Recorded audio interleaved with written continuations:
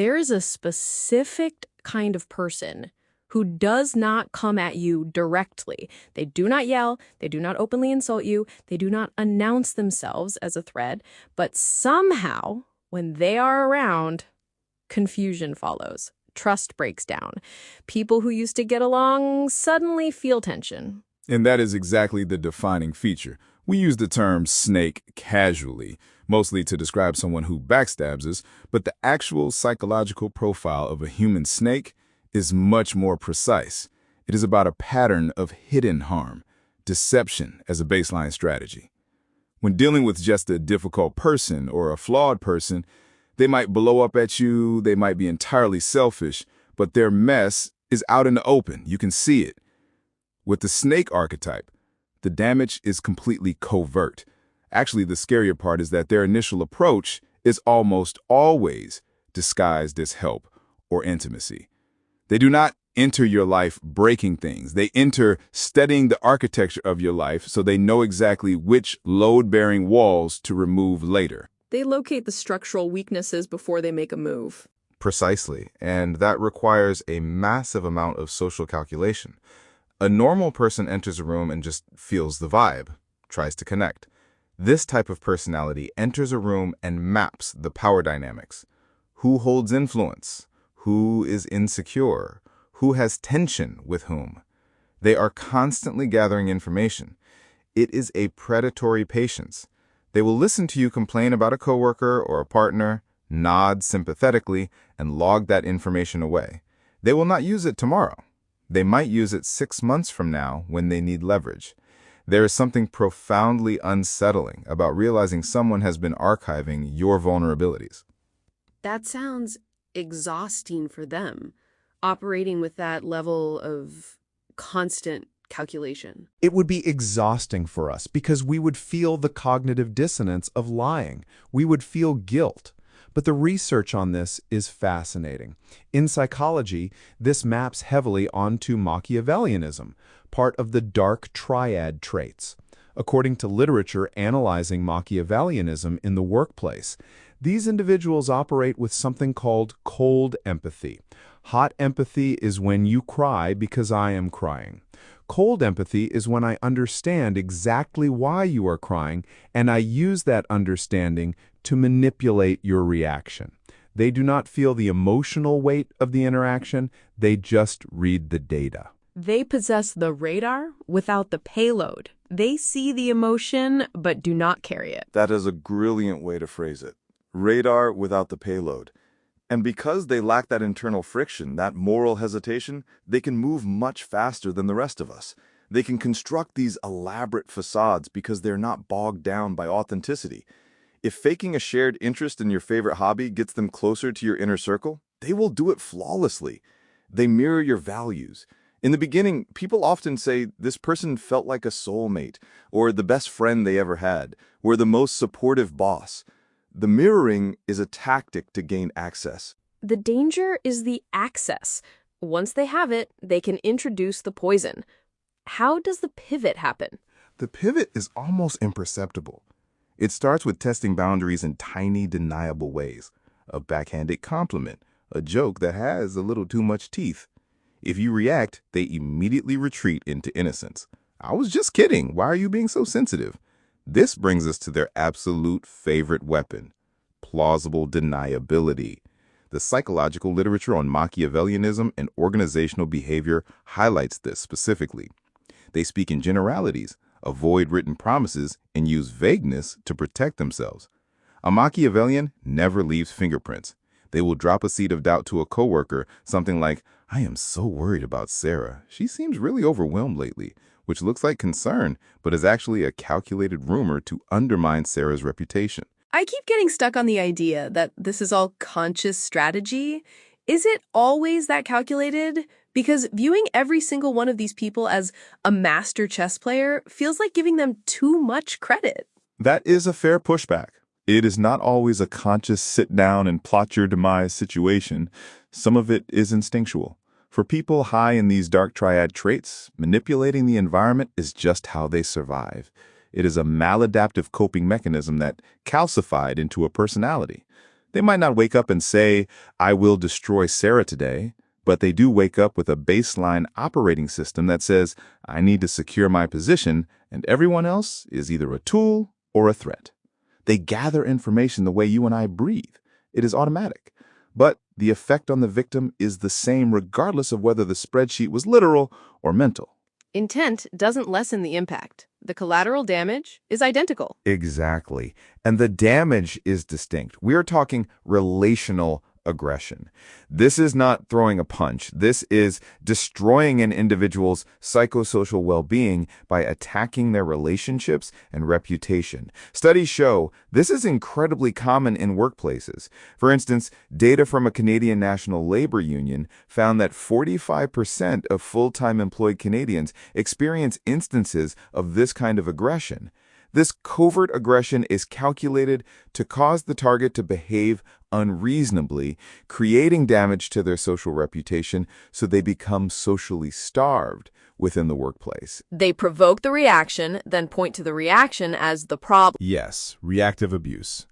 They will subtly needle you, undermine you, exclude you from vital meetings, or withhold information, and they do it so quietly that no one else notices. Then when you finally snap and raise your voice in the middle of the office, they sit back, look shocked, and play the victim. Now you look unstable. You look like the aggressor. They have successfully weaponized your normal human frustration against you. And because they maintain that calm, cool exterior, management or human resources will often side with them. The literature notes that corporate psychopaths and Machiavellians mimic normal human behavior, copying empathetic actions when needed, which provides them with that protective mask of sanity. That explains the reliance on flying monkeys or third parties. They don't want to be the one holding the knife. They prefer to hand the knife to someone else and point them in your direction. Triangulation is a massive part of the snake's toolkit.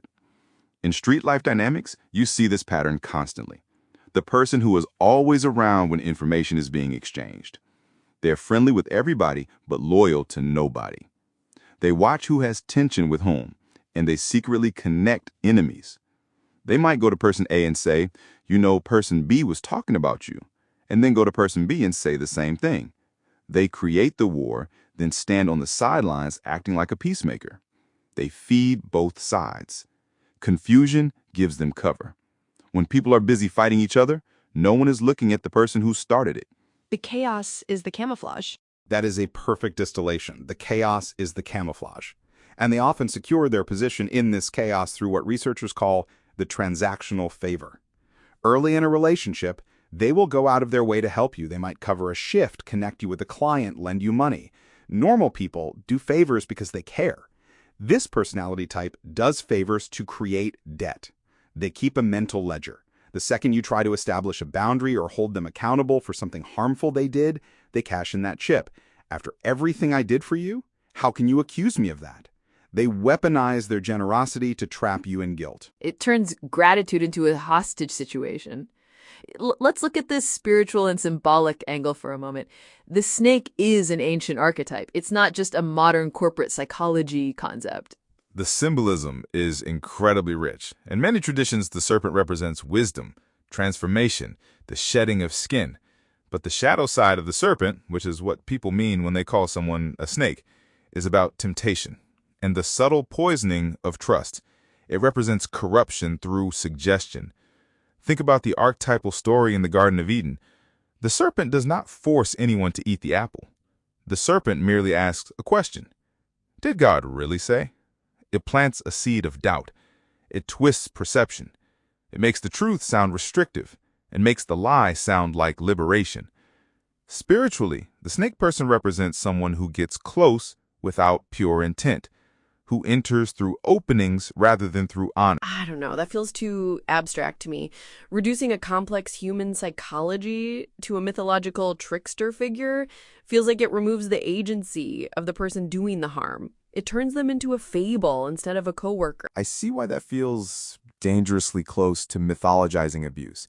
We definitely should not strip away their concrete accountability, but the archetype is useful because it explains the feeling of being targeted by them.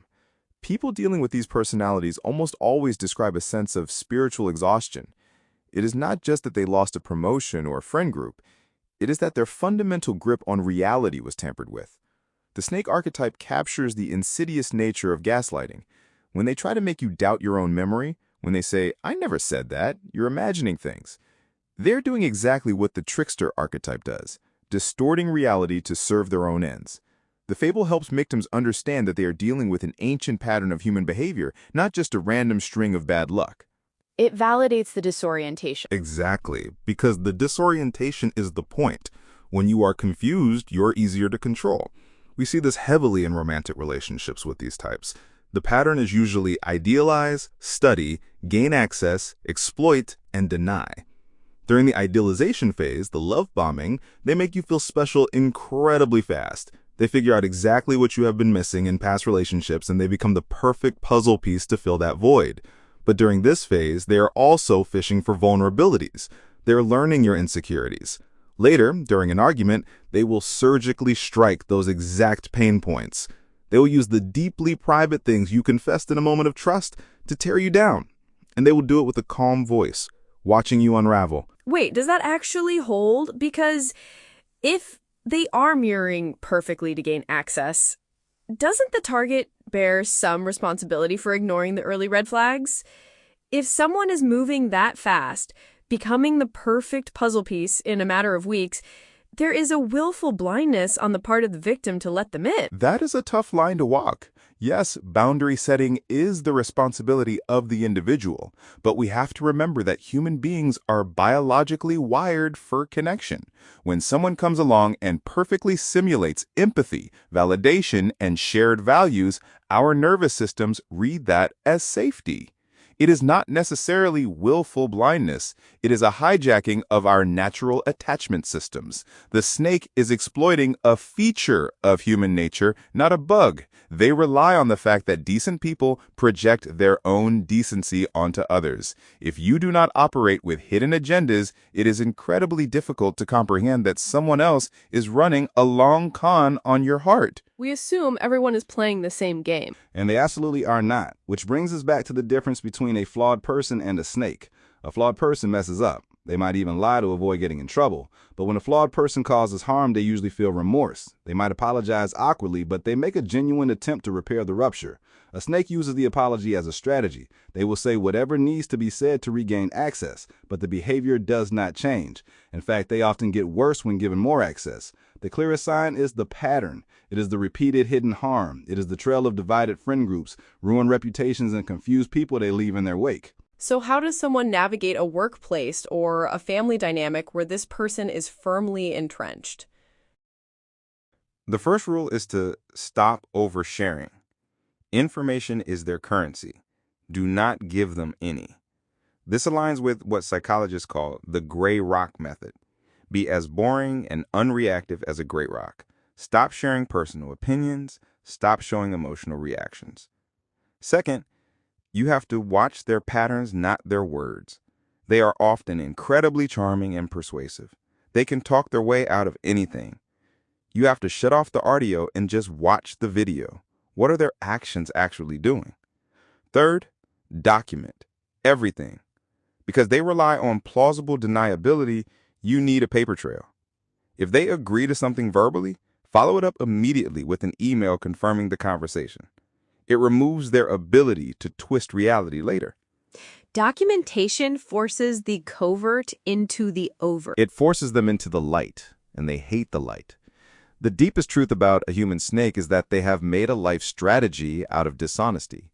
They do not win by being stronger or smarter or better at the job. They win by staying underestimated, getting close, and making their harm hard to prove. The biggest mistake people make is giving them repeated access after the pattern has been revealed. Do not mistake charm for character. Do not let sympathy override your discernment. Once the pattern of deception and self-interest is confirmed, you have to create distance. They operate in the space between what is said and what is provable. Closing that gap is how you survive them. Exactly. It takes a profound shift in how you view social contracts. We want to believe everyone is capable of operating in good faith. Acknowledging that some people simply view relationships as extraction exercises is a heavy thing to sit with, but it is necessary. Discernment is the only real defense against someone who uses your openness as a weapon. This conversation drew heavily on research surrounding Machiavellian intelligence and organizational behavior. Send this to someone who might be questioning their own reality right now. The right perspective can change everything.